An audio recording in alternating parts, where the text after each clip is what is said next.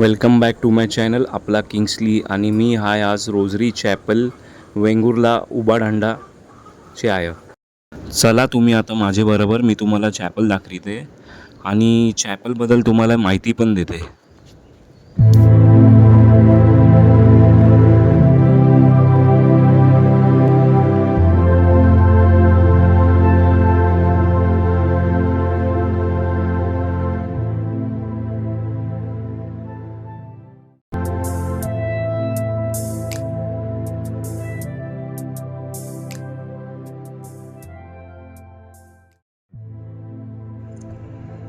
सुरुवातीच्या काळात उबादांडा या गावी जास्त ख्रिस्ती लोकांची वसाहत नव्हती. त्यामुळे उबादांडा या गावात चॅपल असे काहीच नव्हते. परंतु जशी जशी पुढे जाऊन लोकवस्ती वाढत गेली तसा लोकांच्या मनामध्ये देऊळ बांधण्याचे विचार येऊ लागले.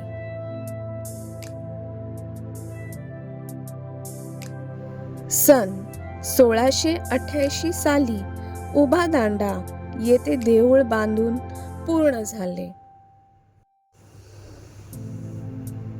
1885 पर्यंत या देवळामध्ये नियमित प्रार्थना चालू राहिली.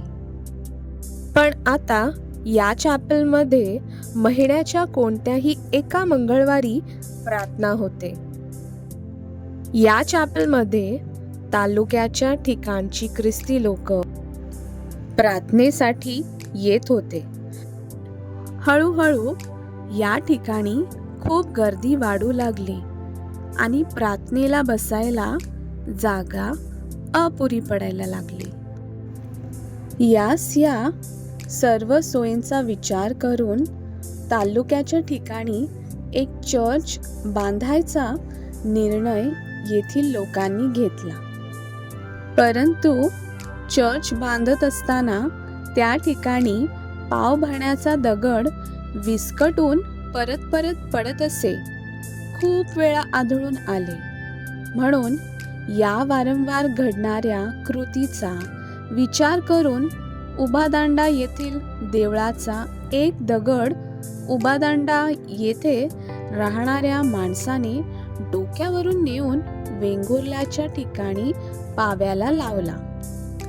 तो दगड स्थिर झाल्यावर मग काम चालू करून बांधकाम केले व अशा प्रकारे 1885 साली देवळाचे बांधकाम पूर्ण झाले.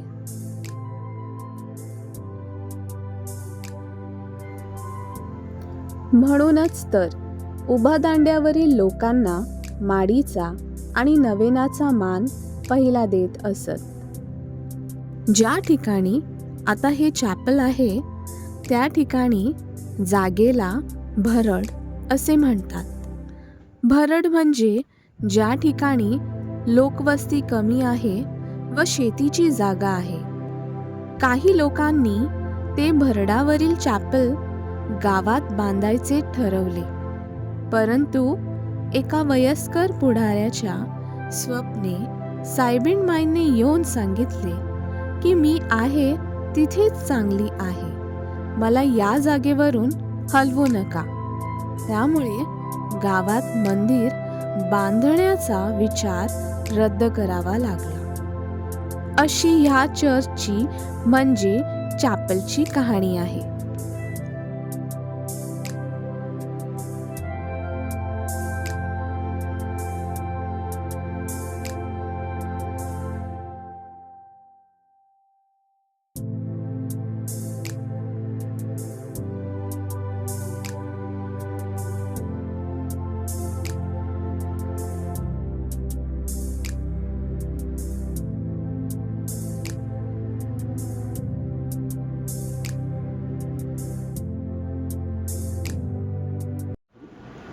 तर ही होती रोजरी चॅपलची माहिती. तुम्हाला माझा व्हिडिओ पसंत आला असेल तर लाईक करा, शेअर करा, सबस्क्राईब करा आपले किंग्सलीला.